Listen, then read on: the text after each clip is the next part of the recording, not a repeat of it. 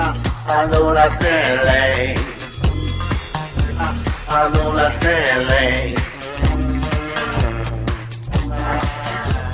Allô la télé. Bonjour, merci de nous retrouver sur Maïcha TV. À nous la télé, c'est maintenant. Et chers téléspectateurs, le sujet d'aujourd'hui porte sur une maladie assez méconnaissable au sein de la population et qui pourtant a des conséquences terribles. Je veux parler à ce moment-là des hépatites et nous recevons sur le plateau d'aujourd'hui le professeur Konaté Anselme. Il est hépatogastro-entérologue au CHU Gabriel Touré. Il est également membre fondateur de l'association SOS Hépatite. À ma gauche, nous avons Jeannette Diarra. Elle, c'est notre chroniqueuse.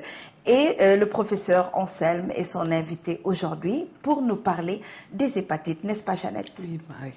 Bonjour d'abord au professeur.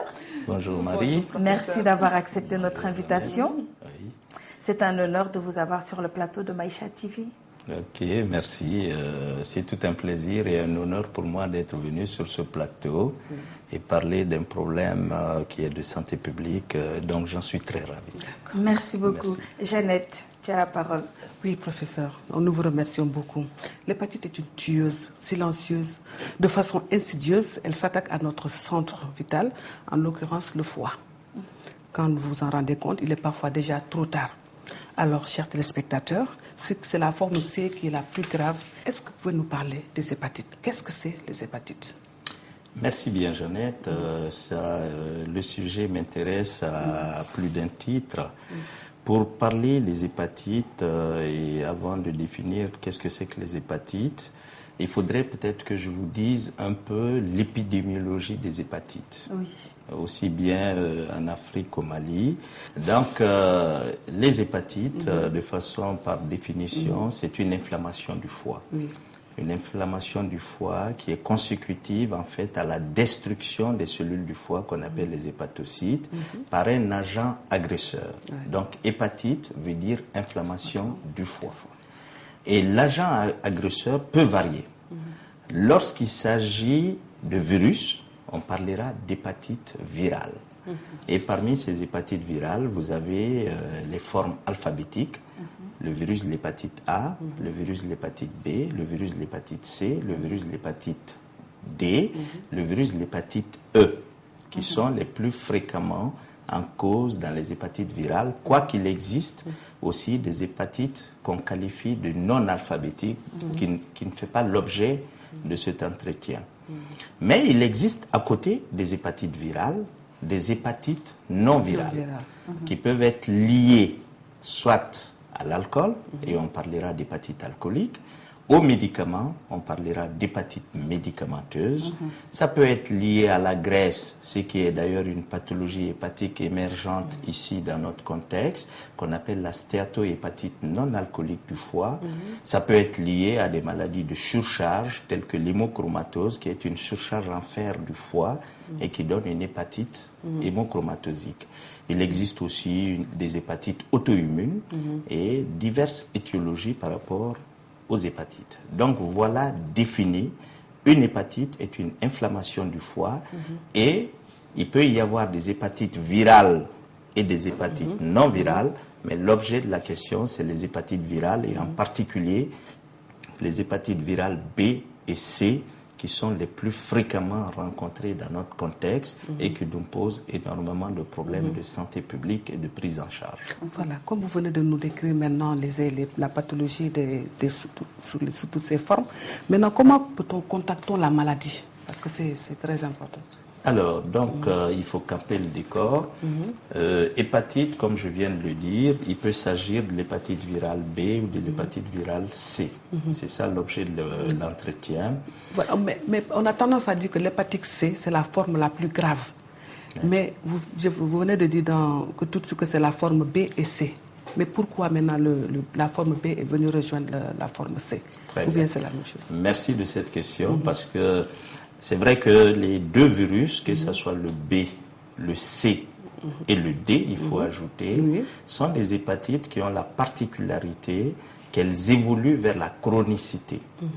Contrairement aux hépatites virales A et E, qui sont des hépatites en général bénignes, mais qui peuvent avoir une gravité, qui peuvent être graves dans la mesure où, dans un faible pourcentage des cas, ça peut donner une hépatite fulminante qui bousille le foie et entraîner la mort. Mais c'est rarissime. Par contre, le virus de l'hépatite B, l'hépatite C et l'hépatite D peuvent évoluer vers la chronicité, c'est-à-dire évoluer beaucoup plus longtemps. Et malheureusement, lorsque le diagnostic n'est pas fait à temps, ces hépatites chroniques peuvent donner la cirrhose du foie et sur la cirrhose du foie peut se greffer le cancer du foie. D'où la gravité de ces formes d'hépatite que sont les virus, l'hépatite B, l'hépatite C et l'hépatite D. Moi, je voudrais vous demander, professeur, à quel moment l'hépatite B, C ou D devient-elle chronique pour virer à la mort, aux cirrhoses ou au cancer? Merci bien. Donc, c'est vrai que quand on parle d'hépatite, il y a un temps d'infection. On parlera d'hépatite aiguë lorsque la contamination dure moins de 6 mois. Et on parlera d'hépatite chronique lorsque cette infection dépasse les 6 mois. Alors, l'hépatite aiguë, comme je l'ai dit, est une forme bénigne. Habituellement, sa complication, c'est la survenue de l'hépatite fulminante qui bousille automatiquement le foie et entraîne la mort chez le patient. Mais notre grosse difficulté, c'est par rapport aux hépatites chroniques qui évoluent pendant longtemps et au-delà de 6 mois. Donc, quand ça évolue au-delà de 6 mois et que le diagnostic n'est pas fait précocement, donc c'est sur des années et cela dépend de la susceptibilité, de la virulence du virus et également ça dépend de l'état du patient. Donc, on ne peut pas dire que le patient qui est en phase d'hépatite chronique active va développer la cirrhose au bout de tel nombre d'années ou de mois. Donc cela est tout à fait individuel. Mais globalement, il faut savoir que quand on passe du stade d'hépatite aiguë au stade d'hépatite chronique, en moyenne, il faut 20 ans pour développer une cirrhose du foie. Et quand on développe la cirrhose du foie, on sait que il est possible que 3 à 5% des patients cirrhotiques vont développer le cancer du foie en 5 ans. Donc voilà à peu près l'évolution de l'hépatite chronique qui peut donner la cirrhose et sur la cirrhose peut se greffer le cancer du foie. Mais concernant les statistiques, parce que les statistiques que je viens de donner tout à l'heure, c'est selon l'Organisation mondiale de la santé. Mais avez-vous des statistiques tout à fait. Et c'est ce qui fait d'ailleurs que les hépatites virales sont un peu considérées comme des pathologies orphelines dans notre contexte, au Mali aussi bien qu'en Afrique subsaharienne. Et tout simplement parce que c'est des pathologies qui sont très fréquentes. Dans la mesure où si vous prenez le virus de l'hépatite B, selon l'OMS, c'est 2 milliards de personnes qui sont infectées par le virus de l'hépatite B seul. Et parmi ces 2 milliards, il y a 400 millions qui sont des porteurs chroniques du virus de l'hépatite B. Et parmi ces 400 millions, dans 40% des cas, ces patients vont évoluer vers la cirrhose et le cancer du foie. Toujours concernant le virus de l'hépatite B, au Mali, nous avons procédé à des études qui ont montré qu'à peu près 20% de la population malienne souffre d'hépatite chronique B. Et il a été trouvé que chez les femmes enceintes, il y a à peu près 21% des femmes enceintes qui sont porteuses du virus de l'hépatite B. Et lorsqu'une femme est infectée par le virus de l'hépatite B, le risque de transmission au nouveau-né a été évalué. Et donc, nous avons trouvé 43% d'enfants nés de mères qui sont porteuses du virus de l'hépatite B qui sont infectés par le virus de l'hépatite B.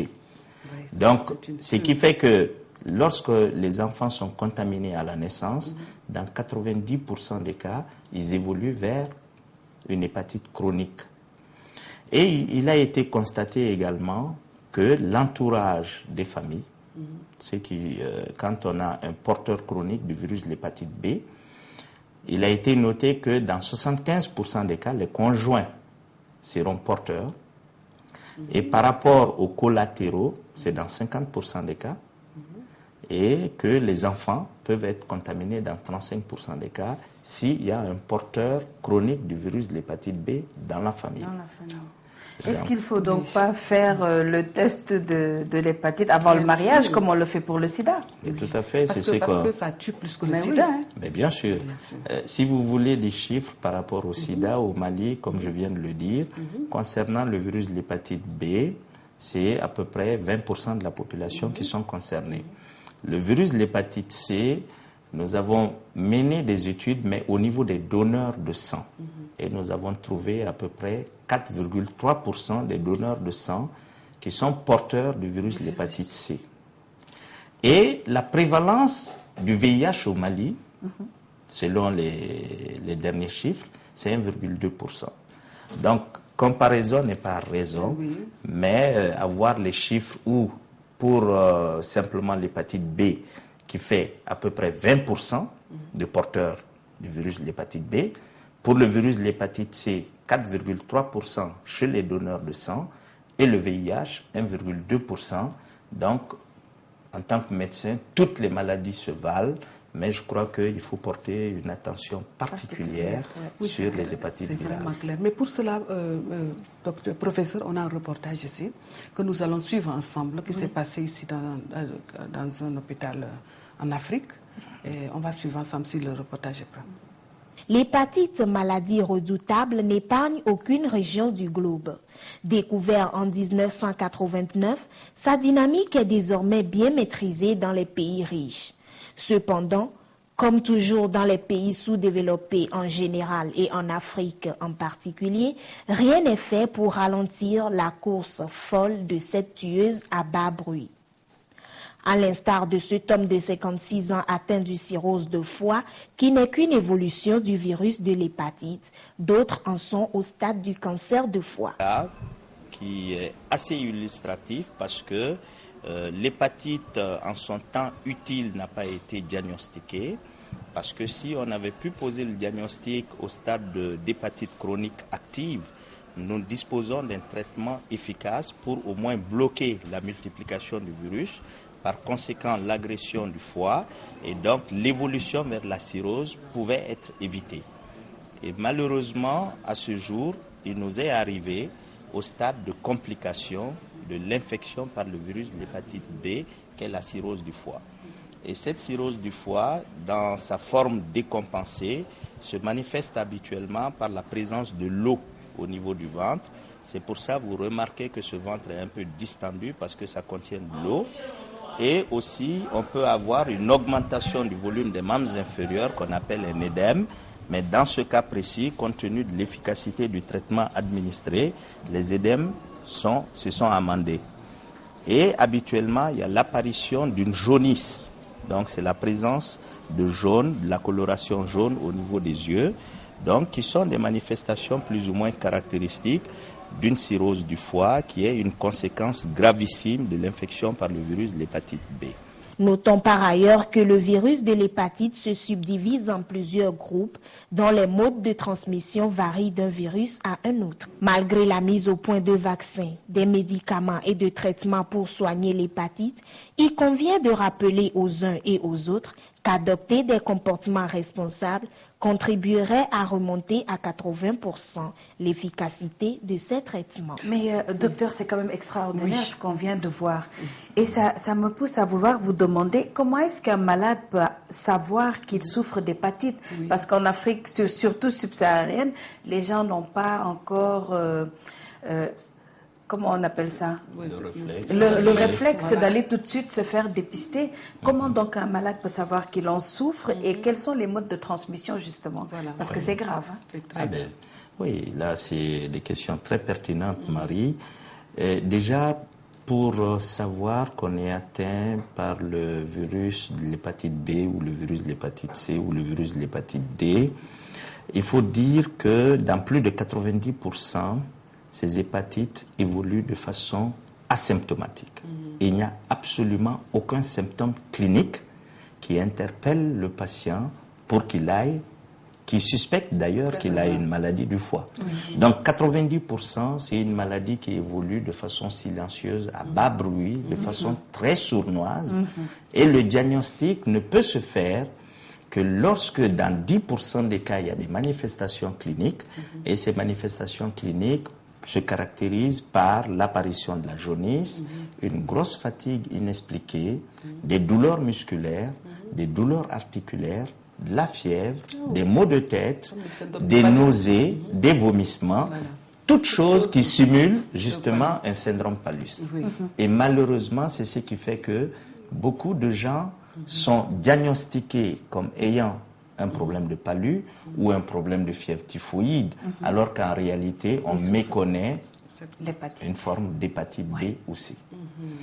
Et à côté de ces manifestations cliniques, qui, je précise, ne surviennent que dans 10% des cas, parce que dans 90% des cas, il n'y a aucune manifestation clinique. On peut faire une découverte fortuite lors d'un bilan de sang et qu'on constate que les transaminases, qui sont des enzymes du foie, sont un peu élevées dans le sang. Et là, ça peut amener le médecin à vouloir comprendre pourquoi les transaminases sont élevées et à demander la recherche de ces virus des hépatites B ou C. Et donc, voilà plus ou moins les modes de découverte du virus de l'hépatite B et C. Concernant maintenant les modes de transmission, que ce soit le B peut se transmettre par le sang et tout produit dérivé du sang. Ça voudrait dire qu'au décours d'une transfusion sanguine, mais heureusement qu'au jour d'aujourd'hui, avant de transfuser un sang, on dépiste et on recherche le virus de l'hépatite B. Au Mali, c'est la recherche du virus de l'hépatite B, du virus de l'hépatite C, de la syphilis qu'on recherche et le VIH, bien entendu. Donc, on minimise les risques de transfuser du sang contaminé par le virus de l'hépatite B et C. Et nous savons à travers le sang que tout matériel souillé, que ce soit à travers le matériel utilisé par rapport à l'excision, à la circoncision, au piercing, l'acupuncture, tout ce qui est tatouage, avec du matériel souillé, il y a des risques d'être contaminé par le virus de l'hépatite B et le virus de l'hépatite C. Mais à côté de ce mode de transmission, il y a aussi même les seringues, les aiguilles qu'on réutilise. D'où la nécessité, ce n'est pas une bonne chose, d'où la nécessité d'utiliser les seringues à usage unique. À côté de ce mode-là, il faut savoir que concernant le virus de l'hépatite B, c'est la première cause de maladie sexuellement transmissible. Donc c'est une pathologie qui se transmet par le sexe et que ce soit la forme homosexuelle ou hétérosexuelle, donc le virus de l'hépatite B peut se transmettre par la voie sexuelle. Quant au virus de l'hépatite C, la transmission sexuelle est rare, mais sauf chez des patients qui sont immunodéprimés, qui ont une co-infection, virus de l'hépatite C et virus VIH. Troisième mode de transmission, c'est la voie verticale, la mère à l'enfant. Et vous savez que quand une femme est infectée par le virus de l'hépatite B, court le risque de transmettre à son nouveau-né le virus de l'hépatite B. Mais est-ce qu'il y a moyen de protéger l'enfant pendant qu'il est dans le ventre de sa mère? Tout à fait, c'est une question assez pertinente parce que d'où la nécessité justement d'abord de faire le dépistage de toute femme enceinte par rapport au virus de l'hépatite systématiquement. Et une fois que les femmes enceintes sont dépistées et qu'on trouve qu'elles portent le virus de l'hépatite B, et immédiatement, à la naissance de l'enfant, le même jour, sans tarder, on fait ce qu'on appelle la sérovaccination.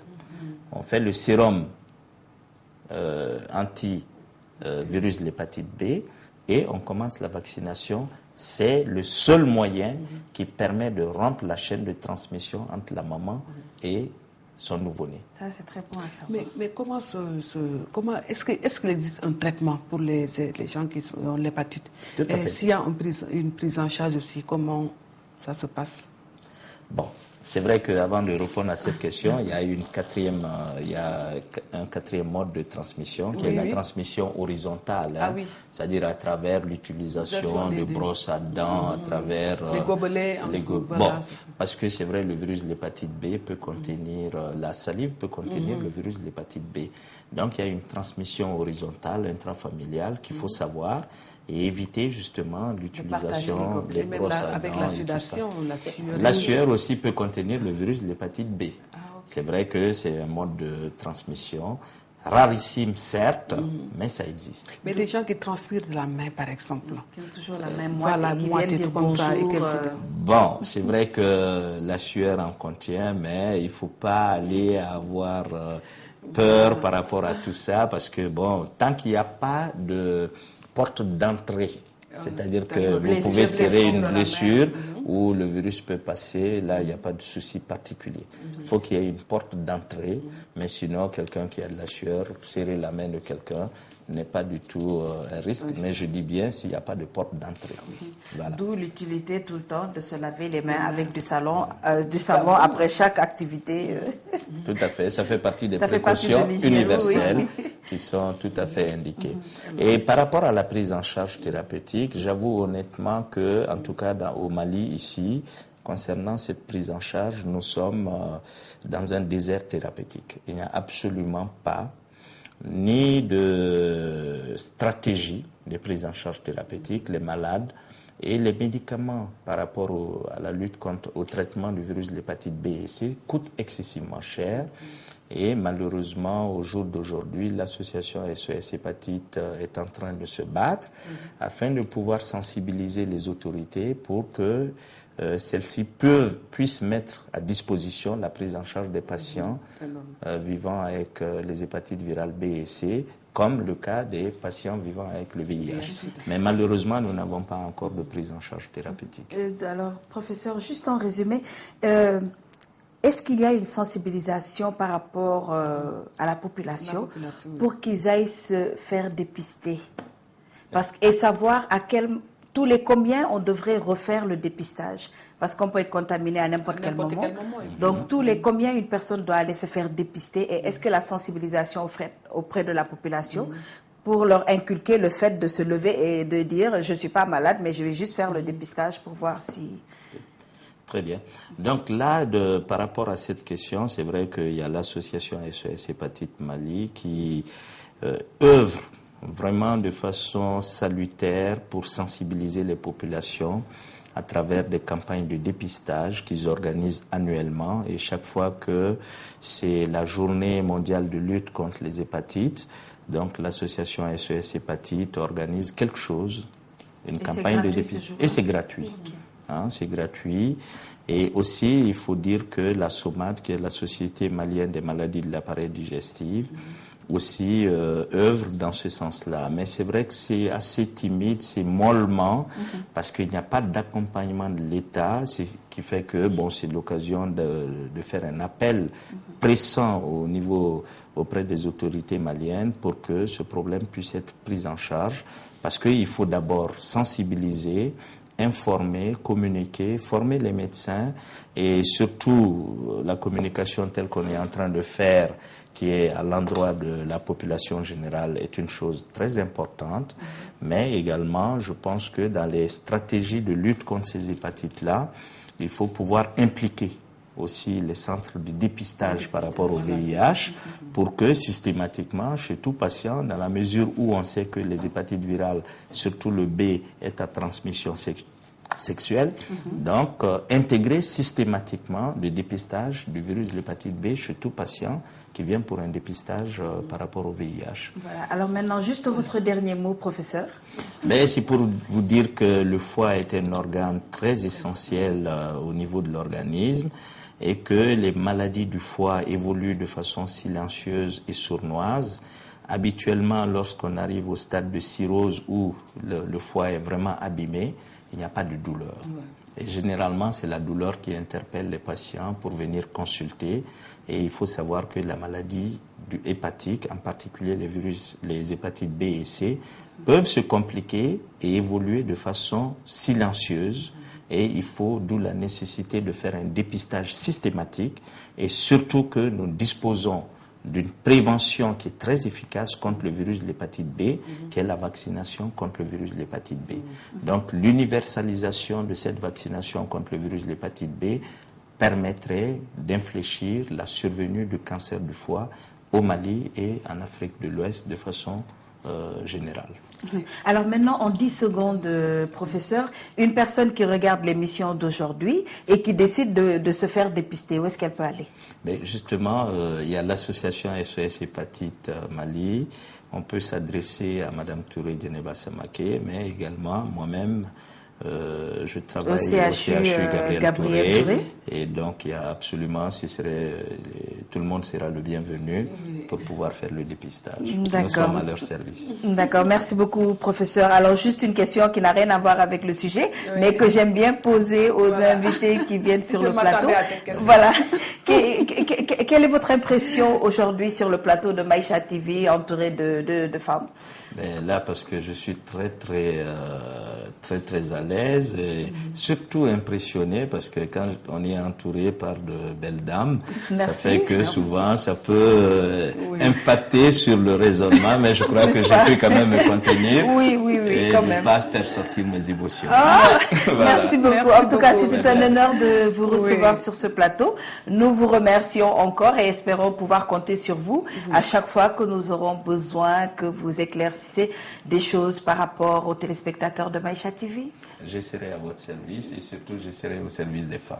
Merci beaucoup, docteur. Merci beaucoup. Merci. Merci. Allô la télé.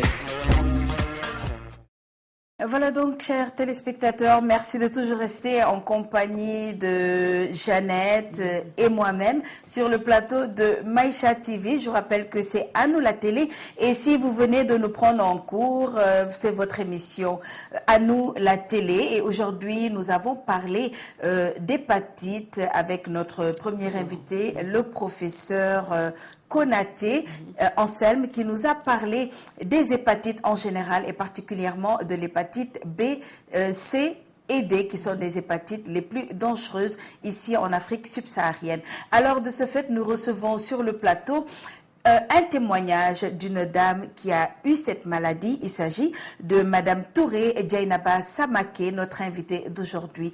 Bonjour Madame Touré. Bonjour Madame. Vous allez bien? Ça va. Jeannette, Madame Touré.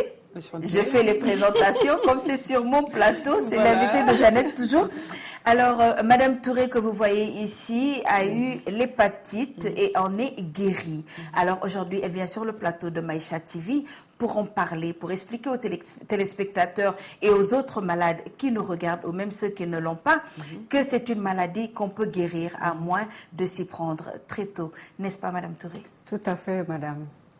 On peut effectivement guérir parce que je suis guérie. Voilà. 100%. Mais comment avez-vous découvert cette hépatite? Mon hépatite a été découverte fortuitement, parce que je n'avais pas su que j'avais l'hépatite, mais je sais que souvent, j'étais malade, je partais chez mon médecin, on m'a fait des examens, et on m'a découvert d'autres maladies que je traitais.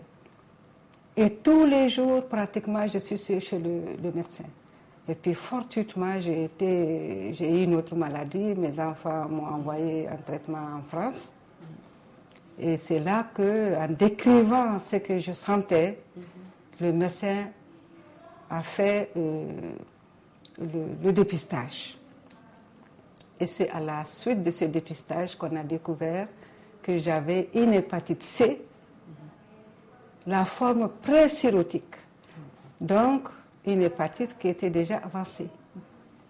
Vous voyez. Parce que j'ai traîné pendant des années, j'étais malade, on prenait ça pour le paludisme ou bien pour la fièvre typhoïde. Pendant combien d'années à peu près vous avez traîné ces symptômes en vous? Oh, je sais que ça fait plusieurs années, dans la mesure où, selon mes médecins, j'ai dû être contaminée à la suite d'une transfusion sanguine. Et j'ai été transfusée à 3 occasions, en 1960, en 1970 et en 1981. Donc, je ne peux pas dire que si j'ai été contaminée lors de mes transfusions sanguines, à quel moment j'ai été contaminée. Si je comprends bien, vous avez été malade et c'est lors des transfusions de votre traitement que vous avez contaminé cette maladie. Et vous ne savez pas exactement à quelle période vous l'avez contaminée. Oui, c'est bien ça parce que j'avais été opérée.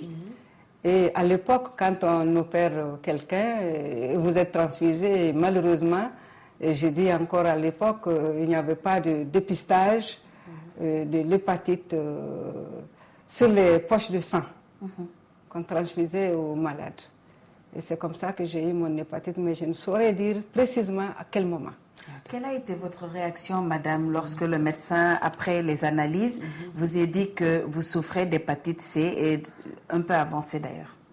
Oui, j'ai été étonnée parce que chaque année au mois de février, je faisais un bilan complet.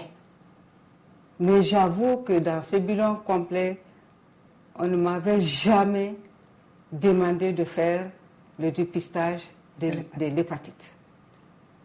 Donc, j'ai été étonnée. J'ai dit au médecin, mais non, c'est pas possible que je fasse l'hépatite dans la mesure où chaque année je faisais mon bilan complet. Il me dit oui, c'est parce qu'on ne vous a jamais donné dans vos examens, on ne vous a pas demandé de faire le dépistage de l'hépatite. Donc on ne pouvait pas voir cette hépatite que vous couvez depuis des années et qui est arrivée à ce stade. Voilà comment tout s'est passé. Mais quand vous créez cette association, vous étiez déjà guéri ou vous étiez encore dans le traitement? Je suis très contente que vous m'ayez posé cette question parce que je vous avoue que le traitement a été très long et très pénible.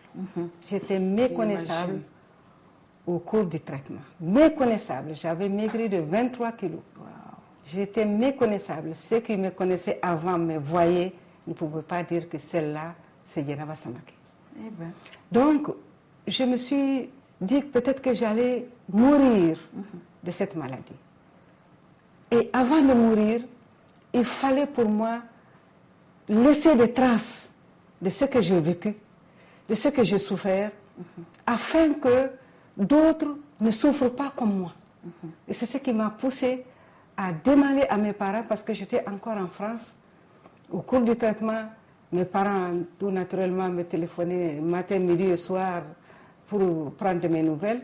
Et c'est comme ça que j'ai dit à mon époux, je souhaite qu'on crée une association SOS Hépatite Mali, afin que, si je m'arrive de guérir, que je puisse sensibiliser la population autour de cette maladie.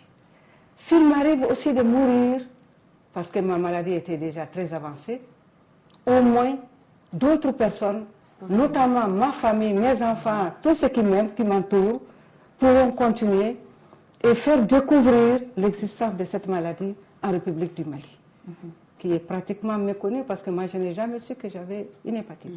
Et tout est parti de là. Mais Madame Touré, vous deviez être déjà très forte psychologiquement.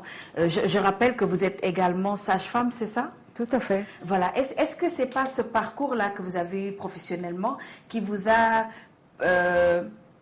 mis à l'idée, parce que c'est quand même des réflexes assez techniques, on pourrait dire, hein, qui vous a mis à l'idée vraiment de créer cette association-là, de vous dépister, de faire un bilan tous les ans.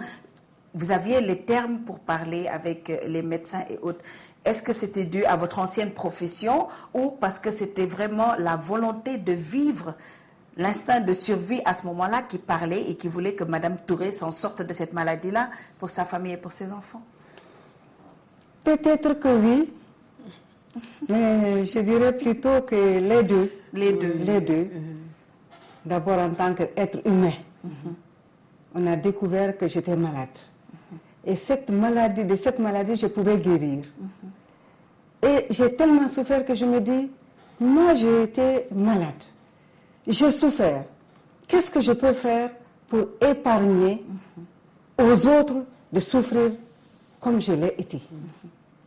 Il y a ce point en tant qu'être humain. Peut-être aussi que c'est parce que je suis sage-femme de formation que j'ai eu cet instinct de faire épargner aux autres la souffrance, la douleur que j'ai vécue. Mais je crois que ce sont les deux combinés qui m'ont poussé à créer cette association. Oui, mais de quoi s'occupe concrètement de votre ONG? Même si on sait que nous savons qu'au Mali, ici, c'est la préoccupation de beaucoup de gens. Bon, notre association, en fait, c'est une association qui a été créée seulement en 2006, pendant mon traitement. Mais nous n'avons aucune ressource, aucune, à part nos cotisations. Et nos cotisations ne sont pas élevées parce que tout le monde connaît le niveau de vie des Maliens. Et pour que nous puissions fonctionner, il fallait quand même une petite cotisation. Et symboliquement, nous avons fixé comme cotisation 500 francs par mois et par adhérent. Et ceci nous permettait tout simplement de nous déplacer de quartier en quartier, de commune en commune, pour pouvoir faire la sensibilisation au niveau des populations, de demander des rendez-vous, des rencontres avec les décideurs, notamment dans les ministères, dans les écoles, afin de pouvoir sensibiliser les responsables de l'existence de cette maladie, afin qu'ils puissent, puisque ce sont eux qui décident, qui prennent des décisions, qu'ils puissent entreprendre quelque chose vis-à-vis de cette maladie. Et la population, il fallait la sensibiliser de l'existence de cette maladie également, parce que moi, en tant que sage-femme, je ne savais pas que les hépatites existaient autant en République du Mali. Bien que dans l'exercice de ma fonction, j'ai eu quand même quelques malades, dont malheureusement certains sont partis, les salaires bébés, mais je n'avais pas la conscience que les hépatites existaient autant. À un aussi grand niveau. Oui. Alors, vous avez parlé tout à l'heure des décideurs que vous êtes allés voir. Quel rôle ont-ils joué par rapport à SOS Hépatite Mali? Je peux dire que nous avons fait, parce que je ne suis pas seule, c'est toute une équipe de médecins, tels que le professeur Konaté, le docteur Diallo, le pharmacien, qui malheureusement n'est plus, qui est parti, et d'autres. Je ne vais pas les citer parce que je ne veux pas faire de jaloux. Tout le monde a contribué et nous avons démarché pratiquement tout le monde, tous les décideurs, tous les ministères. Dès qu'il y avait un nouveau ministre, nous étions là.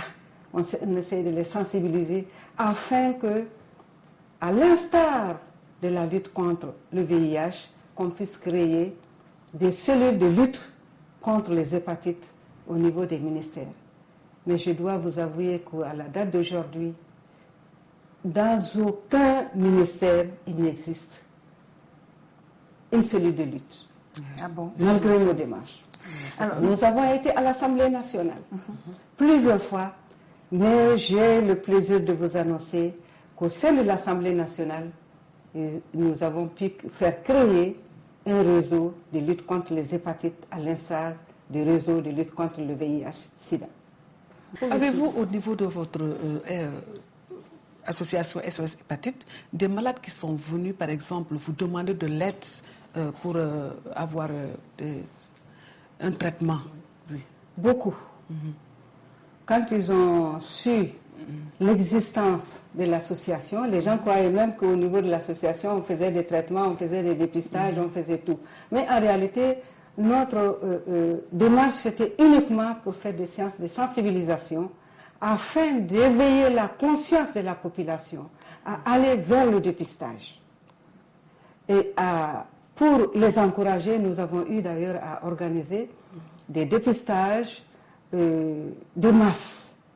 En 2009, je précise, en 2009, avec la SOMAD, c'est-à-dire la Société pour les maladies de l'appareil digestif, dont fait partie d'ailleurs le professeur Konaté, en association avec donc cette société, nous avons fait un premier dépistage de masse dans les hôpitaux et dans certaines écoles professionnels, notamment au niveau de l'armée.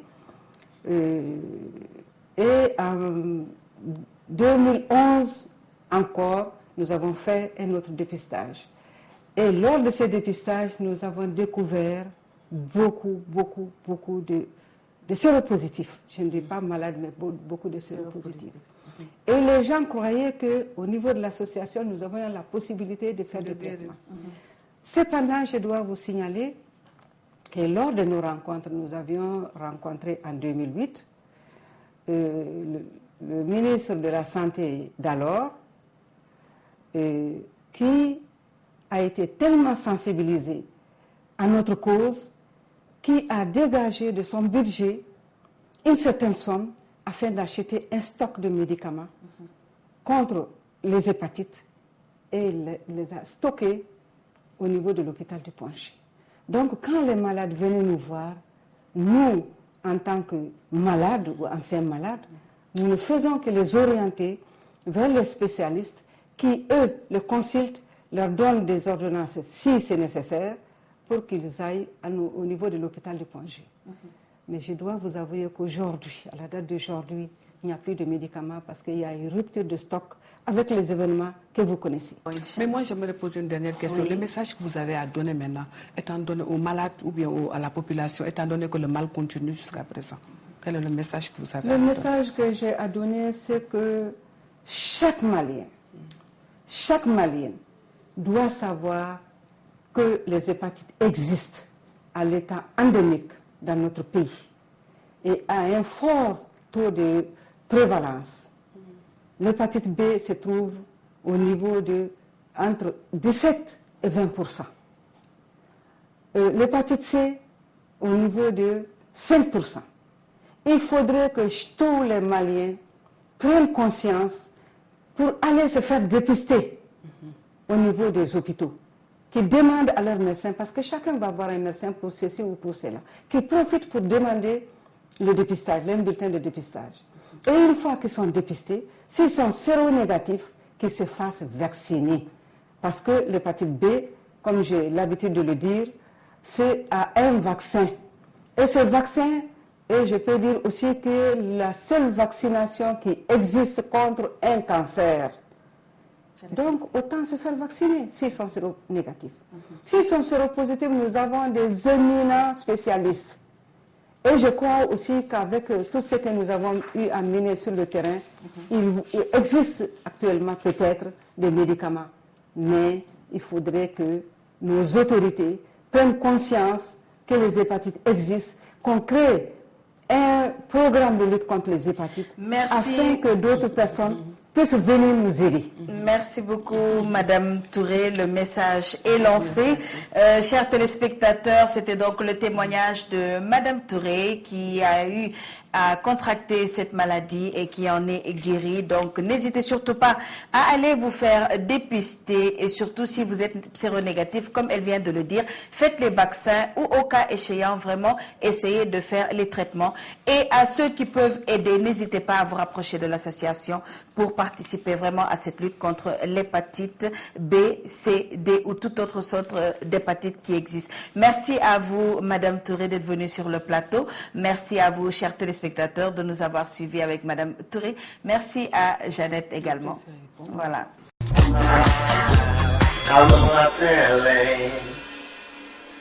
Éduquer seul son enfant parce que vous êtes séparés, divorcés, veuf ou veuve, ou tout simplement parce que vous avez choisi d'avoir cet enfant-là seul est devenu monnaie courante. Alors aujourd'hui, Jeannette, bien sûr, en présence de Monsieur Meiga, notre psychologue désormais sur Maïcha TV, va nous parler de la monoparentalité, un sujet vraiment qui devient...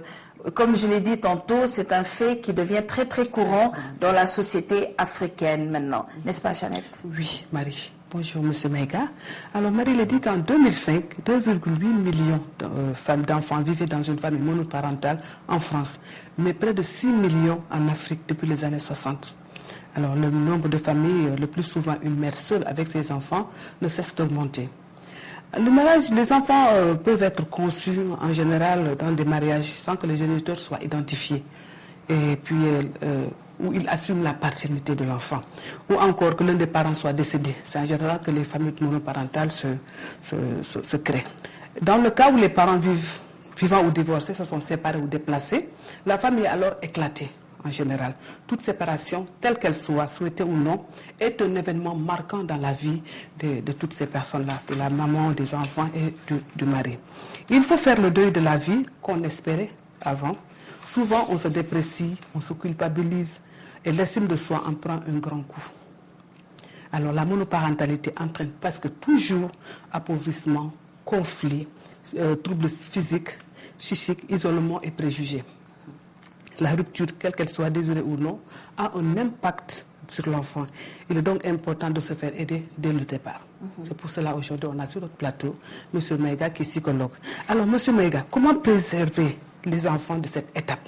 Oui, juste avant qu'il réponde à cette question, je vais quand même le représenter parce qu'il est déjà venu, mais comme il nous fait l'honneur d'être là encore une fois. Alors je rappelle, c'est Monsieur Mahamadou Talata Maïga et il est psychologue.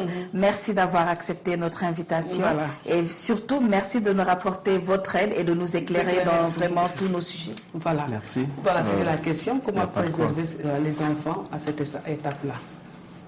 Au fait, vous l'avez en fait déjà dit, vous avez déjà défini en fait la monoparentalité, vous êtes allé en fait en profondeur dans les causes essentielles. Mais il s'avère que généralement les enfants ils font les frais lorsque effectivement cette monoparentalité est la conséquence du divorce, parce que c'est juste l'un des parents en fait qui est décédé. C'est très facile en fait de prendre en charge l'enfant essentiellement. Mais quand c'est le divorce, tout le monde sait que c'est un conflit en fait. C'est vraiment un conflit et la séparation est au bout de ce conflit-là. Et l'enfant, effectivement, il devient un enjeu. Pourquoi? Parce qu'il va être instrumentalisé.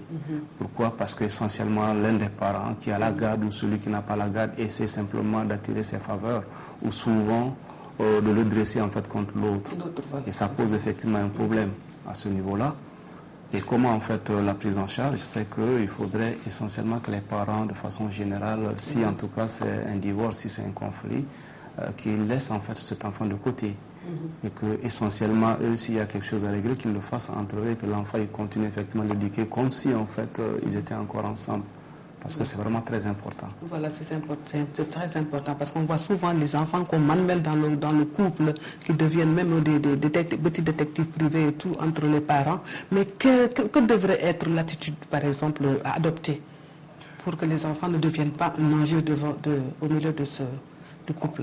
En fait, l'attitude, vous savez, lorsqu'on décide effectivement de faire un enfant, c'est vrai que les parents sont très loin véritablement de l'idée qu'ils vont se séparer un jour.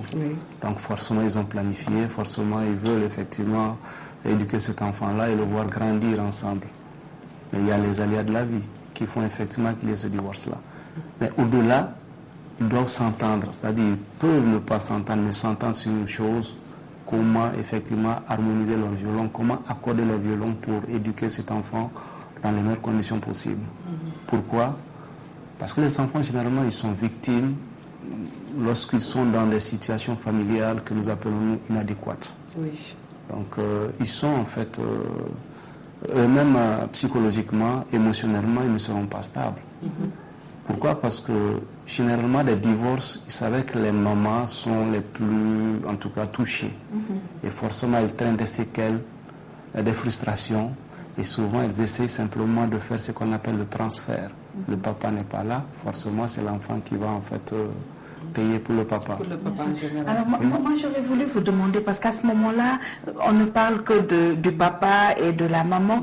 Que ressent l'enfant lorsqu'il y a séparation? Que ce soit par conflit ou séparation naturelle, une mort ou quelque chose comme ça, ou que l'enfant ait été conçu par une mère vivant seule, sans mariage.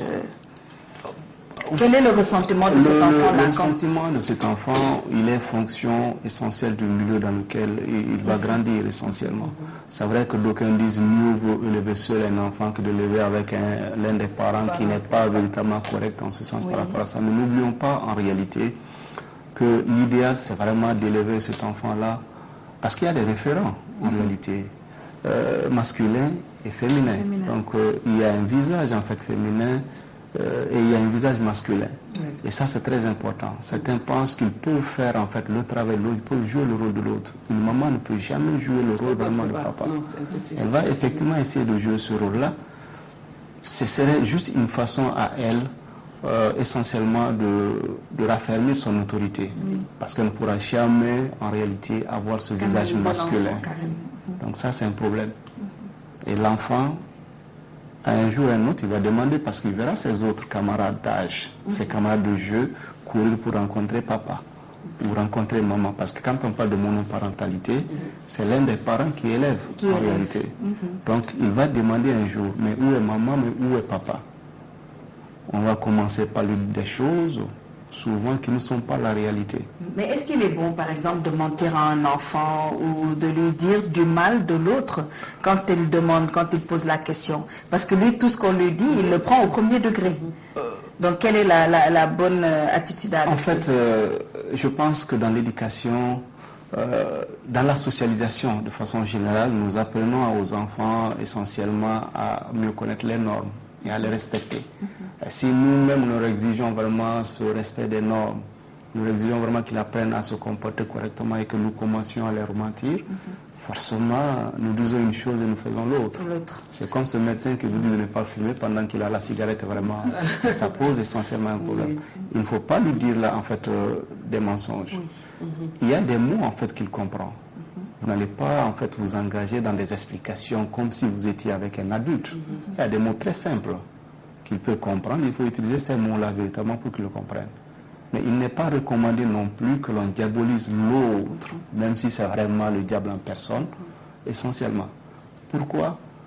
Parce que les enfants, en réalité, que ce soit une fille, la fille, elle a toujours un référent. C'est la maman. Le garçon a toujours un référent, c'est le papa. Vous savez, généralement, des enfants qui n'ont jamais vu leur papa, on leur dit, ah non, il se comporte comme son papa, il ressemble à son papa, forcément il va intérioriser. Il finira par se comporter parce qu'on va lui décrire comment le papa se comporte, il va se comporter comme ce papa-là, on va dire tel père, tel fils, pendant qu'en réalité il ne l'a pas vu, mais on lui a inculqué en réalité ce genre de comportement. Donc c'est très important. Mais on a vu en général, les femmes qui élèvent seules leurs enfants sont beaucoup plus nombreux que les hommes qui élèvent seuls leurs enfants. Donc c'est ce qu'on a découvert. Mais quand même, on a trouvé un certain appauvrissement dans ces familles-là. Actuellement, qu'est-ce que vous avez à dire à ces familles en matière de prise en charge ou quelque chose comme ça? Ok, en fait, on parle en réalité de la monoparentalité en Afrique. Et vous savez essentiellement que la femme, tout comme l'homme, sont passés par des mouvements que la société a bien voulu mettre en place pour que l'on soit effectivement en fait chef de famille, pour que l'autre soit effectivement mère. Quand on parle de mère, quand on parle de femme, on voit en réalité celle-là qui en fait joue ce qu'aujourd'hui on appelle les rôles, en réalité le rôle de reproduction essentiellement. Elle ne va pas chercher en fait, elle ne sort pas. C'est les travaux ménagers.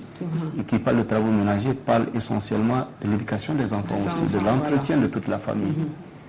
Et c'est le papa qui doit aller chercher en réalité pour faire brûler la marmite. Mais imaginez, le papa n'est pas là, par exemple. Le papa n'est pas là. Cette maman, en fait, qui n'a pas de revenus, forcément, va se retrouver dans une situation de précarité énorme. Et de plus en plus, c'est en fait ce qui se passe. Surtout si les enfants sont en bas âge et du nombre en plus. Aujourd'hui, au Mali, c'est vrai qu'on ne parlera pas de monoparentalité. Au Mali, il y a une expression. Les mères ou les femmes chefs de famille. Les femmes seules chefs de famille. C'est une façon de dire qu'elles assument en réalité une certaine monoparentalité. Elles sont en fait tenues de subvenir aux besoins de leur famille. Et si elles n'ont pas de revenus, c'est encore plus difficile pour elles. Au point où l'éducation de l'enfant va s'en ressentir. Pourquoi? Parce qu'elle va se préoccuper vraiment pour faire brûler la marmite. Elle n'aura pas le temps en réalité d'éduquer les enfants vraiment conformément aux normes. Donc forcément l'enfant va être abandonné, il va être vraiment laissé à lui. Et c'est un problème. Oui, maintenant comment prendre en charge psychologiquement l'enfant, la maman et le papa même en même temps? Parce que je pense que quand il y a rupture dans un couple, chaque personne a une attitude. Donc comment les prendre en charge? Parce que je pense qu'ils doivent être pris en charge. En fait, quand on parle de prise en charge, vous savez, en Afrique, au Mali, nous avons des mécanismes en réalité de prise en charge psychologique, socio-psychologique en réalité des gens qui se retrouvent dans telle situation. Généralement, ces mécanismes-là vont faire les mécanismes traditionnels. C'est la mère, c'est la grand-mère qui essaie essentiellement de conseiller en fait à celle-là qui veut en fait rompre son mariage, qui veut rompre les liens du mariage, ou à celui-là qui veut effectivement, parce qu'on nous dira, on leur dira, même si vous ne voulez pas rester, ne serait-ce que pour vos enfants, restez essentiellement. C'est des mécanismes qui existent. Mais est-ce que ces mécanismes-là aujourd'hui sont efficaces? Ce n'est pas évident. Pourquoi? Parce qu'en réalité, cette société traditionnelle est en train de s'affaiblir. Oui. Parce qu'aujourd'hui, nous avons de nouveaux référents.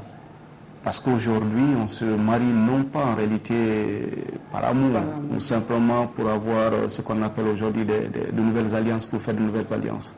Aujourd'hui, c'est beaucoup plus des mariages de raison.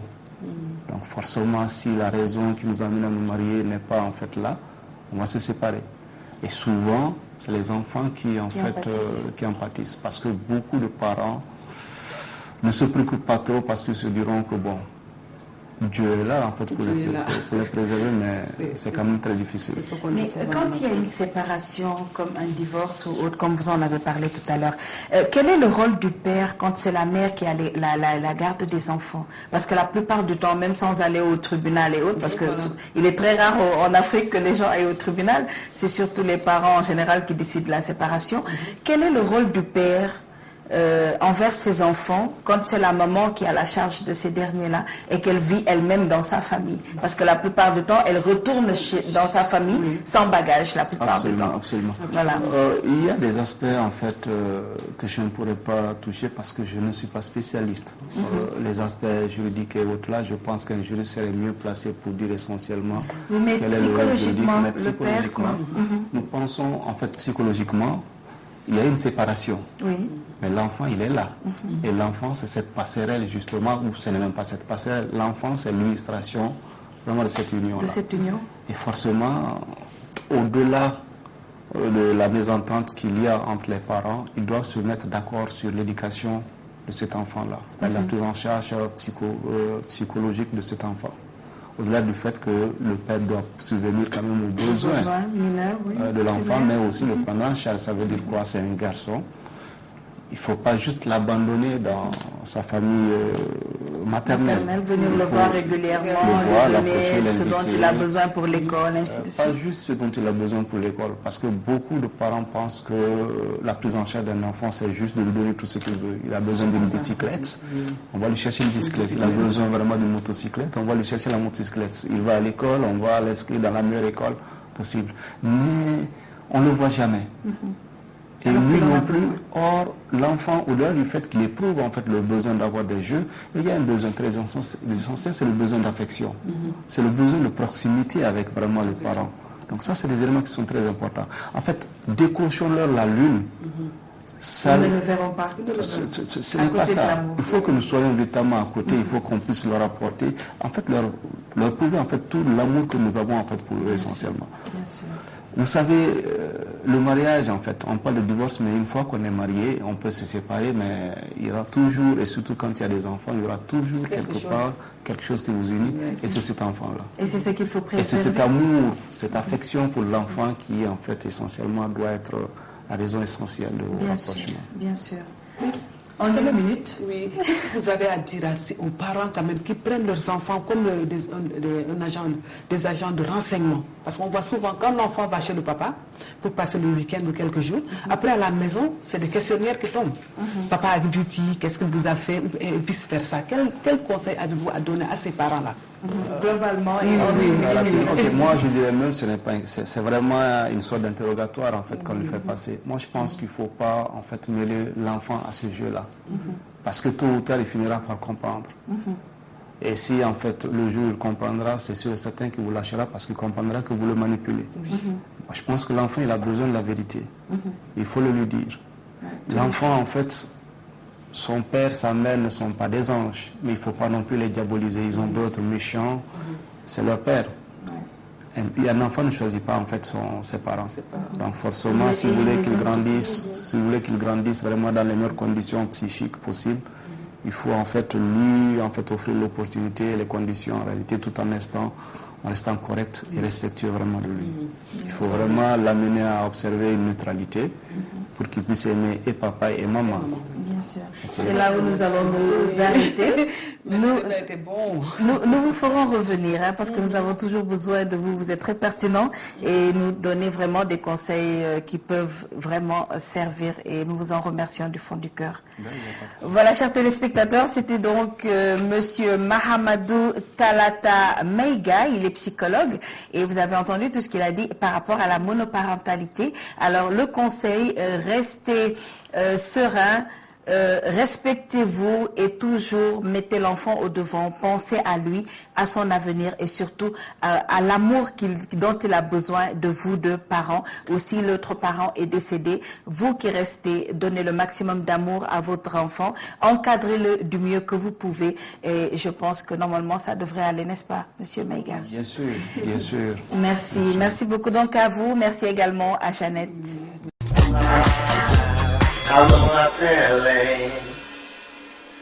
De Dakar à Abidjan, passant par Bamako, les cheveux courts en ont fait succomber plus d'une. Nouvelle façon d'envisager sa féminité, nous le saurons tout à l'heure. En tout cas, cette garçonne attitude est passée du tapis rouge, des défilés à la rue et de plus en plus de femmes la réclament. Alors c'est le sujet que nous apporte Natou ce matin et elle nous décryptera le tout en présence bien sûr d'un spécialiste. Il s'agit de Monsieur Kevin Nyomondé. Il est coiffeur visagiste. Alors, c'est un spécialiste des coupes de cheveux pour femmes. N'est-ce pas, Natou? Bien sûr, Marie. Alors, bonjour à vous, chers téléspectateurs. La tendance des cheveux courts a fait son grand retour. Alors, on ose la métamorphose. Alors, ce matin, nous avons la chance d'avoir un spécialiste sur nos plateaux, Kevin Nyomondé, qui va nous dire tout d'abord, est-ce que les coupes courtes sont vraiment de tendance? Les coupes courtes sont très tendance. Voilà, c'est l'actualité. Et que oui. Je conseille à toutes les femmes de venir se couper les cheveux, surtout dans cette période de chaleur. Ça évite de tout le temps se coiffer, comme tu l'as dit tout à l'heure, tôt le matin avant de sortir. Voilà. Et ça, c'est avec c'est la boule à zéro ou les autres coupes avec les mèches, les tissages? Les coupes avec les mèches, que ce soit les cheveux. Les cheveux, parce que oui, certains ont des bons cheveux. Voilà, tout le monde n'aime pas mettre les mèches, franchement. On peut couper, d'autres on coupe ou d'autres avec sans les mèches. On fait mes coupes en fonction aussi des visages. Des visages. Et en fonction aussi du style de la personne, de son âge également. De son âge également. Merci.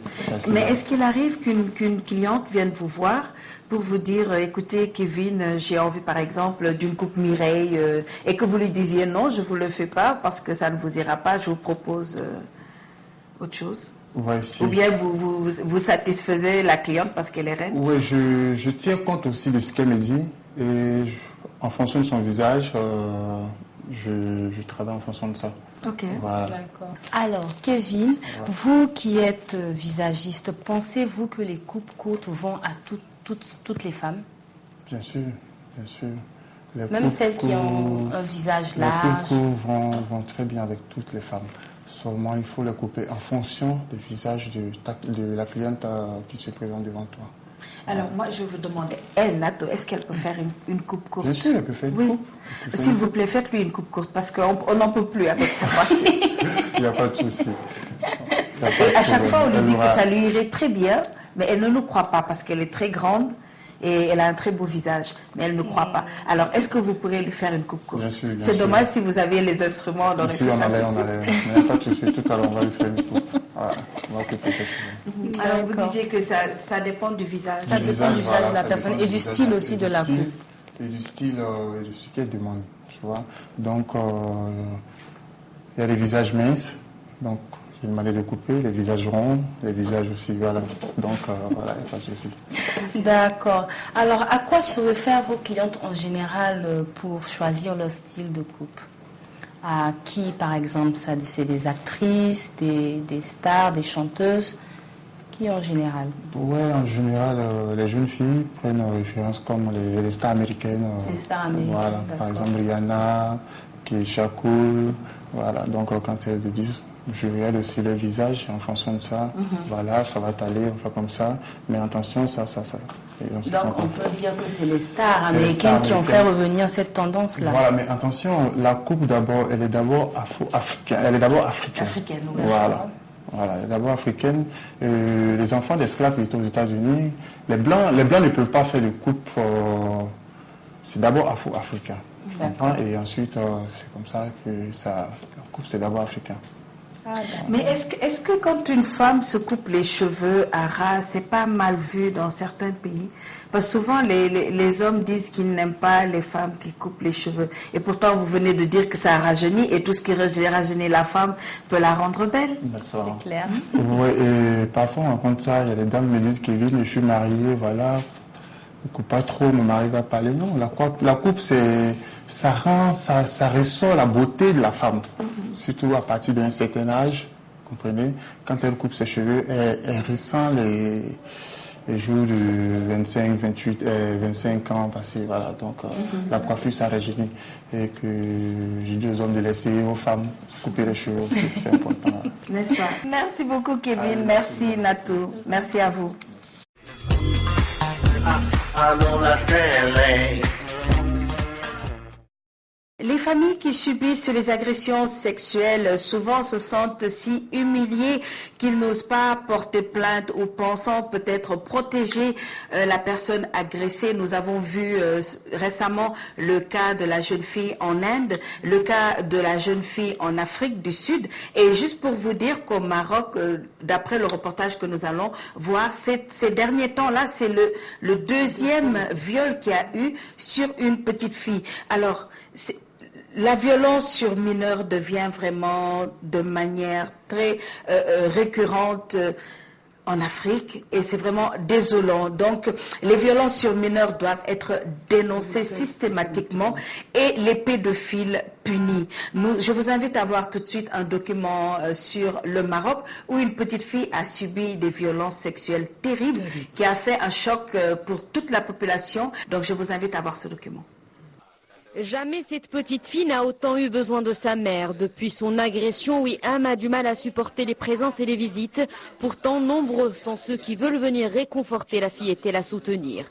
Ce qu'a vécu Wiham a choqué tout un pays et sa cause est devenue nationale.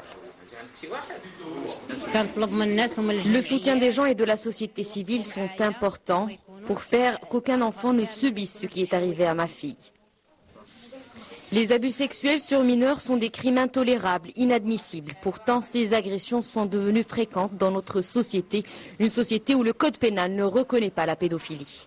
Le cas de Wiham est isolé, mais il y a des centaines de cas de viol dont on ignore tout, car souvent les familles d'enfants agressés sexuellement préfèrent garder le silence, le sujet est tabou, et c'est là toute l'importance de l'action associative, rompre le silence et faire que ce genre de drame ne se reproduise plus.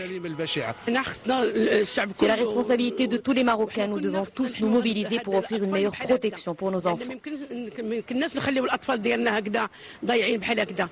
Une meilleure protection contre ces dérives ne pourrait se faire sans des réformes réelles, mais avant d'arriver à mettre en place des mécanismes concrets, les ministères concernés par ces affaires doivent conjuguer leurs efforts. En attendant, c'est sur la sensibilisation que l'accent est mis. Nous allons mettre en œuvre très prochainement une politique publique pour l'enfance qui va traiter de toutes les formes de violences faites aux enfants, dont les agressions sexuelles. Les cas de viol sont de plus en plus nombreux. Il est temps de conjuguer les efforts pour mieux lutter contre le phénomène. Il est surtout impératif aujourd'hui de durcir les sanctions à l'encontre de tous ceux qui abusent de l'innocence d'un enfant.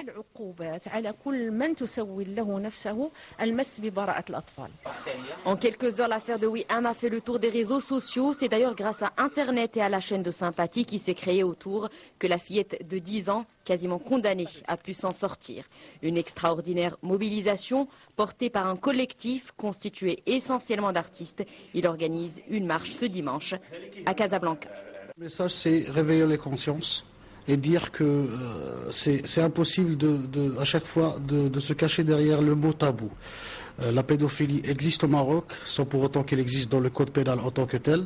Et je pense que c'est le rôle de la société civile de mettre le doigt sur la plaie et d'être une force de proposition encore plus qu'une force contestatrice. Le code pénal doit être revu, quelques failles doivent être renforcées et ne pas rester sur l'article par exemple 486 qui dénonce l'atteinte aux mineurs d'après et qui accable de charges lorsque l'agresseur est soit tuteur, aggravé, soit parent ou voisin, mais il faudrait savoir que le mot pédophilie doivent s'inscrire dans notre code pénal pour être traités en tant que tel. Natou, que penses-tu quand tu vois ces cas de viol vraiment qui deviennent de plus en plus nombreux et surtout sur des enfants de rien du tout? C'est une fille aujourd'hui, ça aurait pu être un petit garçon.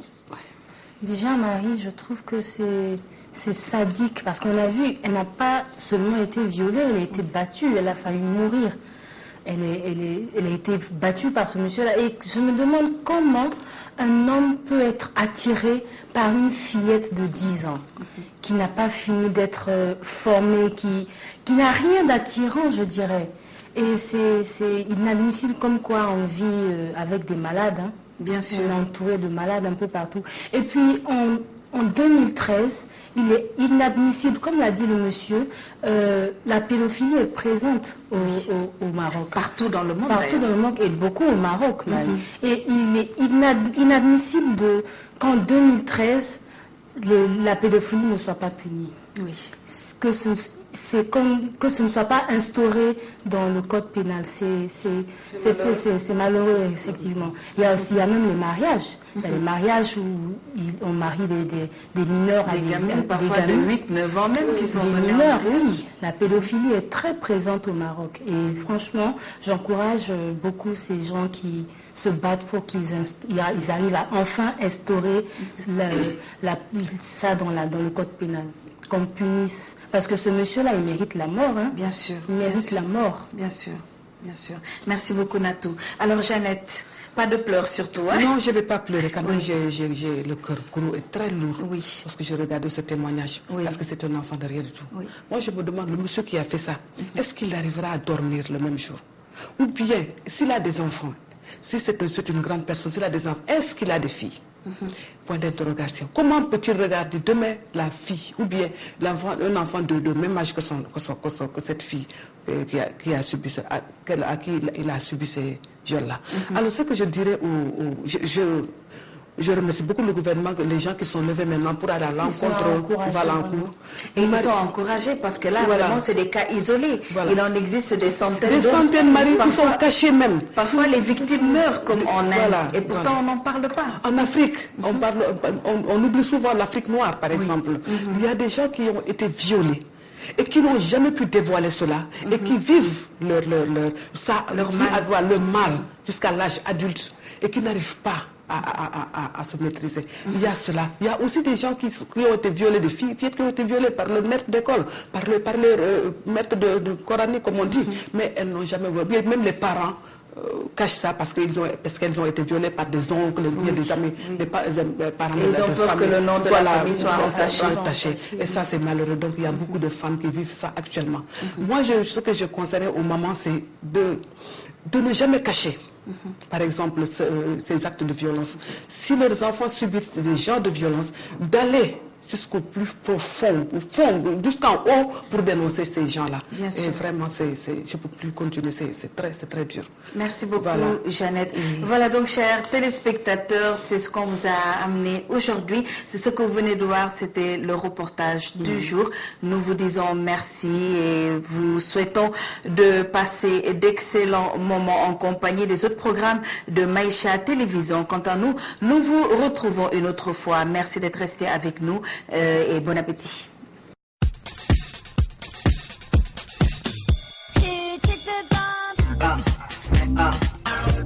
Allô la télé, allô la télé, allô la télé.